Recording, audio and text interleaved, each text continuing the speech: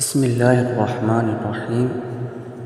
السلام علیکم پیارے دوستو، آج ہم آپ کے لیے ایک ایسا ایمان افروز واقعہ لے کر آئے ہیں جو ہمارے پیارے آقا حضرت محمد صلی اللہ علیہ وسلم کی حیات طیبہ سے ہے۔ یہ واقعہ اس وقت کا ہے جب مکہ مکرمہ میں اسلام پھیل رہا تھا، مگر کفار قریش اپنی ضد پر قائم تھے۔ وہ ہر ممکن طریقے سے رسول اللہ صلی اللہ علیہ وسلم کی دعوت کو روکنے کی کوشش کرتے، کبھی جھوٹے الزامات لگاتے، کبھی مذاق اڑاتے اور کبھی عجیب و غریب سازشیں کرتے۔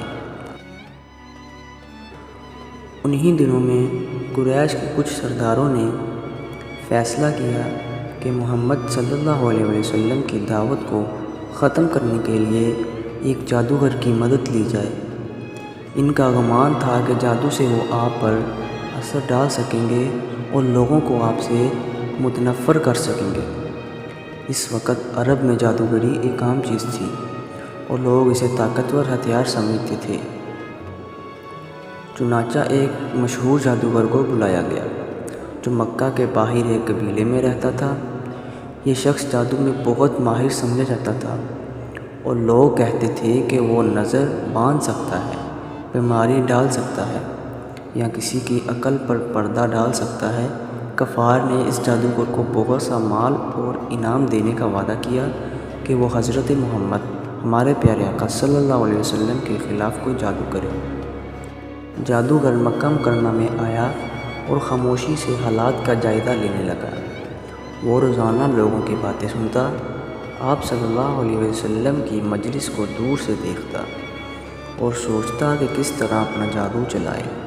مگر جیسے ہی اس نے آپ صلی اللہ علیہ وسلم کو قریب سے دیکھا، آپ کے چہرے انور کی نورانیت اور کلام کی سچائی نے اس کے دل کو ہلا دیا۔ وہ سوچنے لگا، یہ چہرہ جھوٹے کا نہیں ہو سکتا، یہ الفاظ کسی انسان کے نہیں لگتے، یہ تو رب کا کلام ہے۔ اس کے باوجود کفار کا دباؤ اور لالچ اس پر اثر انداز ہو رہا تھا۔ اس نے فیصلہ کیا کہ وہ کچھ دنوں میں اپنا عمل کرے گا۔ ایک رات جب مدینہ منورہ سے کچھ یہودی اور جادوگر بھی مکہ پہنچے تو قریش نے ان سب کو جمع کیا اور کہا، ہم تمہیں حضرت محمد صلی اللہ علیہ وسلم کے پاس بھیجتے ہیں۔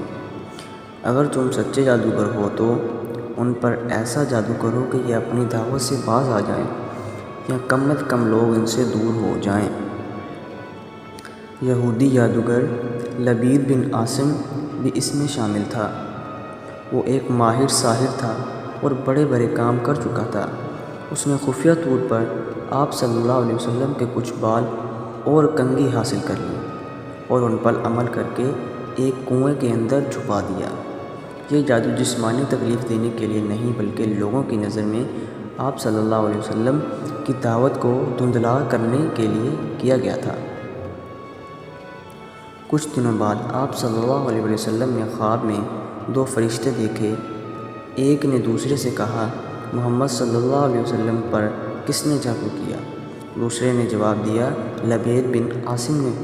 پھر بتایا گیا کہ یہ جادو فلاں کنویں میں ہے۔ صبح آپ صلی اللہ علیہ وسلم نے حضرت علی رضی اللہ تعالیٰ اور حضرت زبیر اور کچھ صحابہ کو ساتھ لیا اور اس کنویں کی طرف روانہ ہوئے۔ جب صحابہ کرام نے اس کنویں سے وہ عمل نکالا تو دیکھا کہ ایک کنگھی، اس میں کچھ بال اور 11 گریہیں باندھی ہوئی ہیں۔ رسول اللہ صلی اللہ علیہ وسلم نے سورۃ الفلق اور سورۃ الناس کی تلاوت شروع کی اور ہر آیت کے ساتھ ایک گرہ کھلتی گئی۔ جیسے ہی آخری گرہ کھلی، آپ صلی اللہ علیہ وسلم مکمل طور پر ہلکا اور تندرست محسوس کرنے لگے۔ یہ منظر دیکھ کر صحابہ کرام کی آنکھوں سے آنسو بہنے لگے، کیونکہ انہوں نے اللہ کے نبی صلی اللہ علیہ وسلم کو تکلیف میں دیکھا تھا، مگر یہ بھی ایک معجزہ تھا کہ اللہ نے اپنے نبی کو فوراً شفا دی۔ اور یہ واقعہ قیامت تک آنے والوں کے لیے سبق چھوڑ گیا ہے کہ جادو کی حقیقت ہے، مگر اللہ کی قدرت سب پر غالب ہے۔ آپ صلی اللہ علیہ وسلم نے اس جادوگر سے بدلہ نہیں لیا بلکہ معاف فرما دیا، کیونکہ آپ صلی اللہ علیہ وسلم رحمت العالمین ہیں۔ اگر آپ کو ویڈیو پسند آئی ہو تو چینل کو سبسکرائب، ویڈیو کو لائک اور کمنٹ ضرور کرتے جائیے گا۔ جزاک اللہ خیر۔